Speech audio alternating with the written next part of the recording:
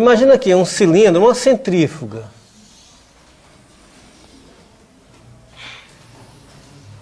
Num parque de diversões, você tem uma centrífuga bem grande que gira com velocidade ômega. E aqui dentro você bota umas pessoas, umas crianças. E quando ele começa a girar, a pessoa é jogada contra a parede, o fundo sai e a pessoa fica presa na parede. Vamos analisar esse movimento, certo? Representar os vetores velocidade e aceleração, fazer um diagrama de corpo livre e encontrar a normal e o atrito. Vamos lá. Então ele gira com velocidade angular ômega e tem um raio R. Em vez de colocar esse corpo assim, vamos imaginar um bloco de massa M que fica mais fácil de desenhar as forças.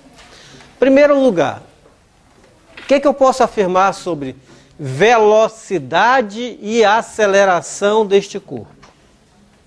Esse cilindro está girando com velocidade ômega. Aqui é um desenho visto quase que de lado, só um pouco de cima. Eu posso fazer um desenho também visto de cima. Se eu fizer esse desenho visto de cima, está aqui esse corpo. Certo? Aqui é visto de cima, aqui é visto de lado. Velocidade. Onde é que está? Em que direção e sentido aponta a velocidade? Concorda que está entrando aqui? Então, quando tem um vetor assim entrando, a gente às vezes representa com um X. Como se fosse uma seta, a gente está vendo uma flecha, a gente está vendo as peninhas da flecha atrás. Certo? Se eu fizer esse mesmo desenho aqui, em que direção eu ponho a velocidade? Eu estou vendo de cima. A velocidade estaria em que direção? Assim. Certo? Então esse é o vetor velocidade, certo? E o vetor aceleração? Como é que eu represento esse vetor aceleração? Tem aceleração? Digamos que ele esteja circulando com velocidade angular constante. Vai ter aceleração? Vai ter, por quê? Porque quando ele girar aqui, a velocidade está mudando de direção. Se está mudando de direção, tem aceleração centrípeta. A aceleração centrípeta aponta em que direção aqui? Se o movimento se dá no círculo, a aceleração centrípeta aponta para onde? Para dentro do círculo. Então, a aceleração vai estar para cá. De maneira que daqui a pouco essa velocidade veio para cá. A aceleração está para baixo, a velocidade é para cá. Antes ela tinha uma componente só vertical, ganhou uma componente naquela direção da velocidade. Por isso essa aceleração é para lá. Essa aceleração está fazendo com que tenha componente da velocidade para lá, quando aqui não tinha. Certo? E aqui? Onde é que eu aponto essa aceleração? Para o centro também, para o eixo, né? Concordam? Bom, agora vamos colocar a dinâmica. Quais são as forças que atuam sobre este corpo? Tem peso, não tem? Então o peso eu vou colocar aonde? Vamos pegar aqui nessa... O peso eu ponho para onde? O que mais? Que outras forças atuam? Só o peso? Tem uma normal. Essa normal aponta em que direção? Na direção normal à parede. Então eu tenho uma força normal que é para cá. Que é a força peso. O que mais? Só essas duas forças? E por que esse corpo não escorrega e cai? Em atrito. E este atrito aponta em que direção? Contra a parede? Contra o peso?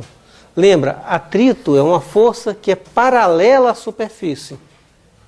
A tendência desse corpo, se não tiver atrito, é ele escorregar para baixo. Então o atrito se opõe a isto. Então vai ser para cima. Certo? Então aqui estão as três forças que atuam sobre este corpo. Eu vou isolar aqui para ficar claro. Aqui, força de atrito. Peso, força de atrito e normal. Em função dos dados do problema, quanto vale a força de atrito? Bom, vamos primeiro aplicar a segunda lei de Newton a esse problema. O que a segunda lei de Newton me diz? Força resultante é igual a massa, chamei de M maiúsculo, vezes a aceleração, certo? Vetorialmente. Depois eu preciso traduzir esta igualdade em termos de componentes. Sistemas de coordenadas x e y, onde é que eu aponto? Sim? Beleza, então vamos lá. Pegando essa expressão, fx igual a m a x, concordam? Lado esquerdo, quais são as forças que contribuem na direção x?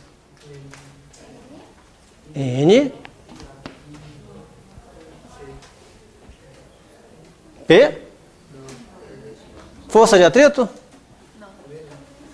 E a força centrípeta, vamos botar não? Não. Até agora vocês vinham acertando isso. A força centrípeta é a resultante na direção normal ao movimento. Já é o resultado das forças que são fisicamente aplicadas à partícula. Então, se eu descrever com todas as forças, não preciso botar a força centrípeta aí. Certo? Então, só tem a normal. Isso igual a massa vezes qual é a componente da aceleração na direção x. Tem? Tem, não tem? Que é justamente essa aceleração A aqui, né? AX. O que eu posso afirmar sobre essa? Se eu tenho aqui ômega e R, quanto vale essa aceleração? Olha lá do desenho que a gente fez aqui. A aceleração centrípeta é igual a ômega 2R. Então isso aqui é M vezes ômega 2 vezes o raio do cilindro. Beleza? Então o que significa isso? Quanto maior a velocidade angular, maior a normal. E aumenta com o quadrado da velocidade angular. Se eu dobrar a velocidade angular, o que acontece com a normal? Quadruplica, certo? Como é que fica essa segunda lei de Newton escrevendo agora as componentes verticais? Fy, primeiro, Fy igual a MAY. Quanto vale a componente y da aceleração?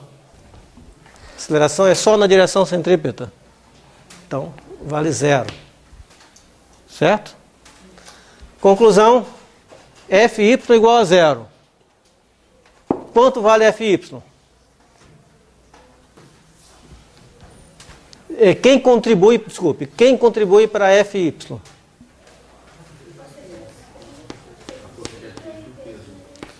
Mais peso ou menos peso? Força de atrito menos peso é a componente y. Isso igual a 0. Conclusão, quanto vale a força de atrito? Vale o peso. E quanto vale a normal? Vale m ômega 2R. Legal, né? Pergunta. Esse atrito é cinético ou é estático? Estático? Mas ele não está girando? Em relação à parede. O que define se o atrito é cinético ou estático é se tem movimento relativo entre as duas superfícies em contato.